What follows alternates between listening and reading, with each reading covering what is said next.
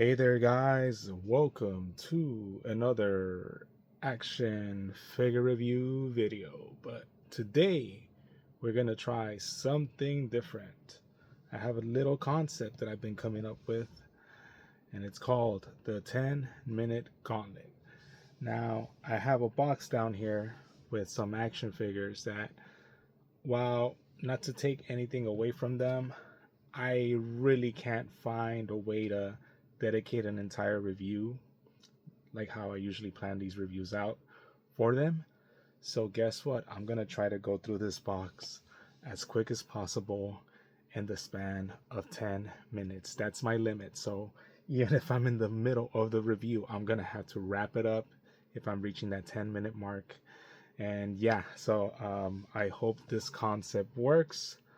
I don't know if I should get started on the concept now or if I should do my little side story as well. You know what? I think I'm gonna do the 10-minute gauntlet, and then I'm gonna go on with the whole side story. So I'm gonna time it perfectly. So you guys bear with me. I am looking at my own timer up there, and currently it's 1 minute and 27 seconds. So as soon as it reaches 2 minutes, I'm gonna start, and I'm gonna try to review as many action figures as I can from this box. So I am getting ready for this. I'm getting actually a bit hyped up, and I can't wait. So here we go. Countdown in 14, 13, 12, 9, 11, 10, 9, 8, 7, 6.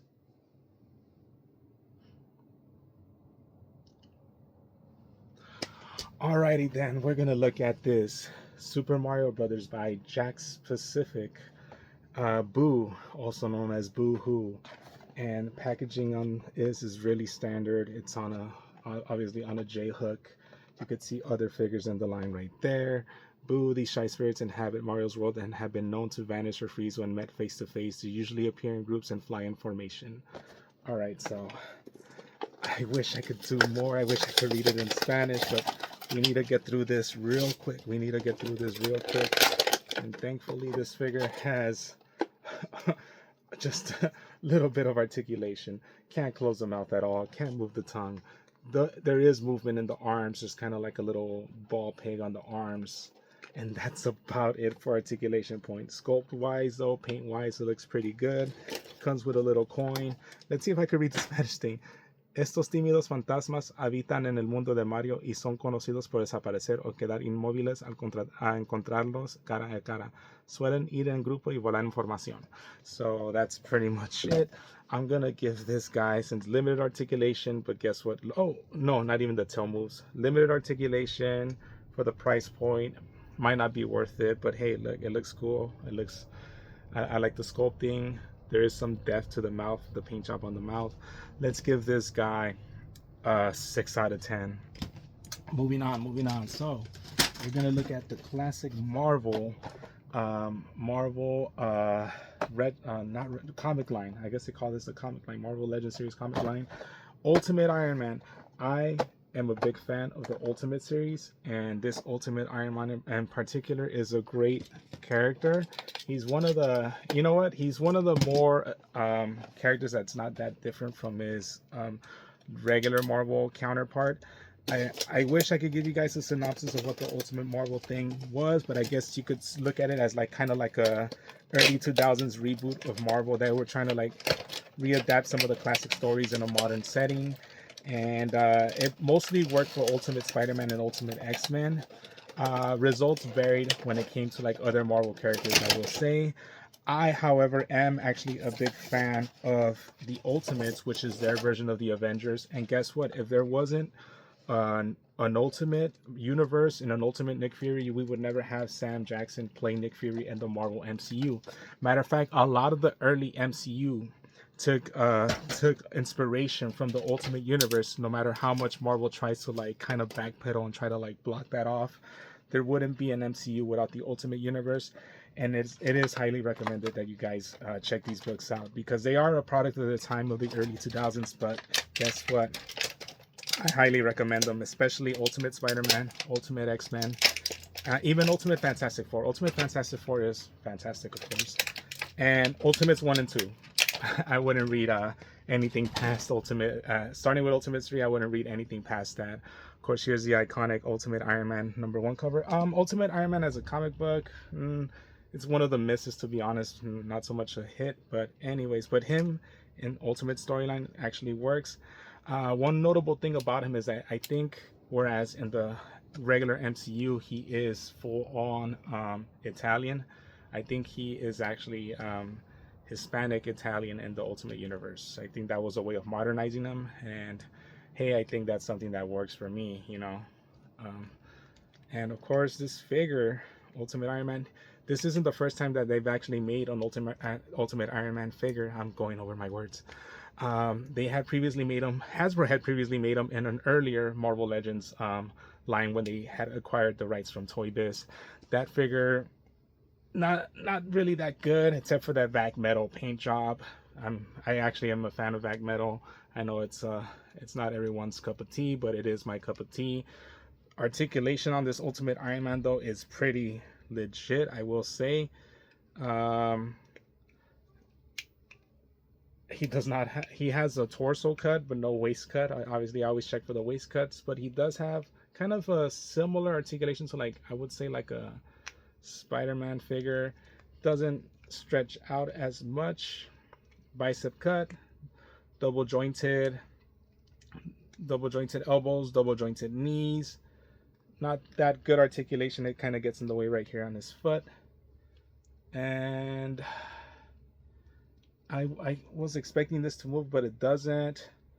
And he doesn't even seem to be on some butterfly joints, or if they're there, they're really limited by the armor. He can actually look up pretty well. He can actually look down pretty well.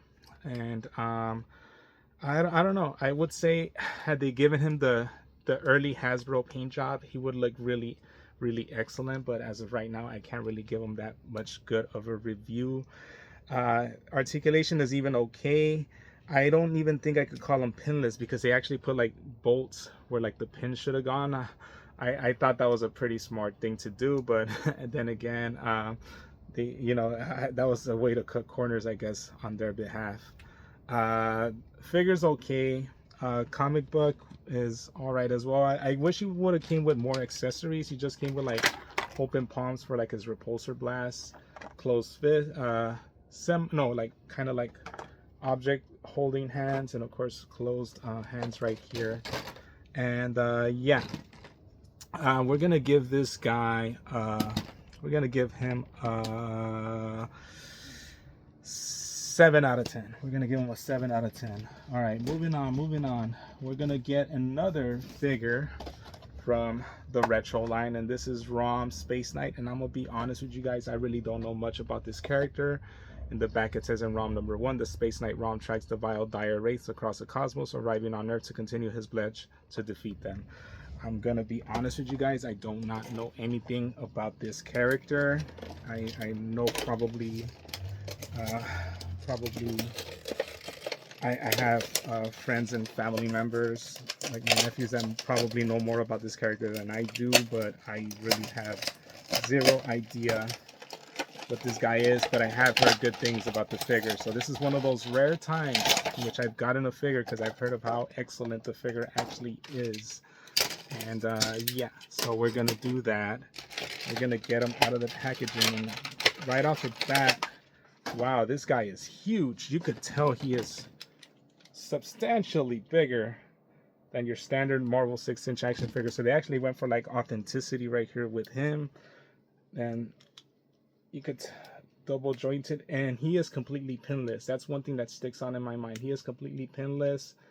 Great articulation. Once again, an ab crunch. It's like a double ab crunch in the torso to move it side to side. Really reminds me of like a Spider-Man, I would say. Once again, if he's on a butterfly joint, it's really limited due to the shoulder plate armor that he this armor that he has on. I don't think it's removable at all, but he could move pretty well. The sculpt seems pretty sick. I like the silver paint job that's on him. and the red, and yeah, he comes with like these cool like guns and blaster effects, and yeah, very unique scope, I would say that. And right there, hinge right here on the boots, hinge of course on the wrist, bicep, bicep, thigh, double jointed. Can look up okay, can't look down, can't look down that well because it gets in the way of right here.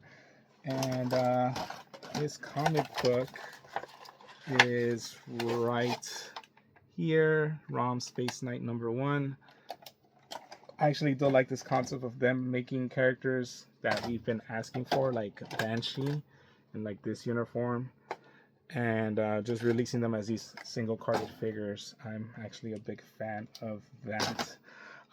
You know what, I was gonna go review another figure, but I actually see that I have 1 minute left, so I'm gonna devote that last minute to actually read the back of Iron Man. In the Ultimate Iron Man series, Tony Stark uses the intellect and regenerative capabilities he was born with to defend himself and others as Iron Man, and that's it. And of course he's part of the same wave as ROM. I was gonna get to another figure from this line, that would have been my next figure, but I literally have 40 seconds left, and I'm gonna use those last 40 seconds to actually dedicate a score for this guy. So I like the sculpt on this guy. The articulation is actually pretty okay. I'm gonna be honest, I actually expected much better articulation. I had heard really good things about him, but I just didn't see it that well. So this guy is only gonna get a 7.5 out of 10 from me, and there's 15 seconds left. So I managed to review these 3 figures in 10 minutes. Hopefully I'm able to do better next time. And that does it. 5, 4, 3, 2, 1, 10 minutes, and that was the limit right there. So we're gonna conclude this review by showing you guys, like, I'm of course I'm both an out of box collector, and of course for the most part I mean an in-box collector, but for the most part I'm an out-of-box collector. Most of my figures are out of the box, and so I like to pose them. I like to make little dioramas and, you know, pictures, take shots of them. And the best thing to have to bring that oomph, that extra pop to your shots, is of course to have miniature stuff in them. You know, it really brings life to those pictures. It really brings some realism and some depth to those pictures sometimes. And it's pretty hard to find miniatures. I remember back in the day, you would have to go to like Dollar Tree and see, like, they would sell like dollhouse accessories in like the aisles, and that would make do for like shots sometimes. And then sometimes you would have to scour like eBay, and you would find sellers that would actually sell miniature stuff. And it's gotten a lot easier. It's gotten a lot easier with like mini brands. They of course make miniatures, even though it's sometimes off scale. These guys also make things off scale sometimes. And of course, Teeny Tinies. And you could find these Teeny Tinies at your local Five Belows. And for the most part, they've never missed. They've always hit with their accessories. Like, for instance, this is like gamer essentials. And of course, you have certain things that are perfect for 1/12 scale 6-inch action figures, like the Gatorade bottle, the energy drink, the beef jerky, the burger. You know, it's like, for the most part, that's pretty good. But then you see this right here, and it's like, what the heck? This is made for like 12-inch 1/6 scale action figures. This is for like Barbie dolls to hold. You know, it's like, I get it, this is supposed to be a Lunchables, but look how huge that Lunchables is. But for the most part, everything else looks great. Even the mini fridge, you know, and the controller right there, the headset. And it's so nice. It's so nice that I ended up getting it twice. Right there. Of course, it's a checklist right there of all the stuff that it comes with. And of course, the watch party, you know, whenever you want your action figures to watch the Rams win the Super Bowl, because they're going to do that this year. And with eating a platter of chicken wings. And can we just pause and see like how good the paint job is on these chicken wings? And yeah, it's just excellent. You know, football shaped cookies, hot dogs, gotta have your hot dogs. Of course, more energy drinks, because you can never have more than one energy drink in a day. I always say, the bowl of chili, Of course, a platter of like snacks, bag of ice. You always need to get your bag of ice. I would recommend getting the 20-pound bag over the 7-pound bag every day, you know, but that's just me. And of course, a checklist of everything right there. And yeah, like I got 2 of those, but of course I also ended up picking up like this barista cart because it has a lot of like coffee related stuff right there. And of course this cinema stand, you can never go wrong with a popcorn stand. A cinema stand right there. And Teeny Tinies seems to have gotten the rights also to like SpongeBob things, and I couldn't miss out on like the Patrick shaped fridge, and of course a lot of the tartar sauce, mayo, a lot of products, drinkable sausage, you know, there's a lot of stuff from the show. However, a kelp shake. However, I wish they would have included the Diet Dr. Kelp, because not even this right here, this kind of like teeny Krusty Krab. Once again, it has the pickles, all the ingredients to make the Krusty Krab burger. It even has a Krusty Krab pizza. It has a Krusty Krab pizza, and yet they don't have the Diet Dr. Kelp from the episode. How can they do that, man? You know, they have a grill, of course, a miniature SpongeBob right there, of course, fries, and yet another kelp shake. It's actually even included right there. It actually gives you a checklist of all the stuff that it includes with. I'm like, what the heck? You know, what the heck? It's like, it shows you everything, but no Diet Dr. Kelp. What a travesty. What a travesty, in all honesty. And yeah, I don't know what else I could show you guys. Miniature wise, you could always have mini Funko Pops for your Funko Pops. Of course, this is where the Bitty Pops come in. I would say wait on them because sadly I heard Funko's like declaring bankruptcy, so they might liquidate all their assets soon. So whereas I had to pay like $3 for this, and even it was on like on special. I think the regular price is like $5 for this. And I think if you wait a little bit longer, it might actually be like you might end up getting them for like pennies on the dollar or something. So but yeah, these Bitty Pops, mini Funko Pops, have Funko Pops for your action figures to collect, and I think they scale pretty well, if I do say so myself. And yeah, that does it. I made it through with this video. I hope you guys enjoyed it, and yeah, I don't know what else to say. Keep watching. I don't know when I'm gonna post this video because I actually do have some big things planned for upcoming videos. So who knows? You might not end up seeing this until next year. That's a pun because we're near the end of the year already. Or as of the time I'm filming this, hopefully it doesn't take me a whole year to actually upload this, even though that's happened in the past. But other than that, I have no more words to say anymore for this. And as always, peace, love, and keep watching them videos. I'll keep making them. And I am out, guys.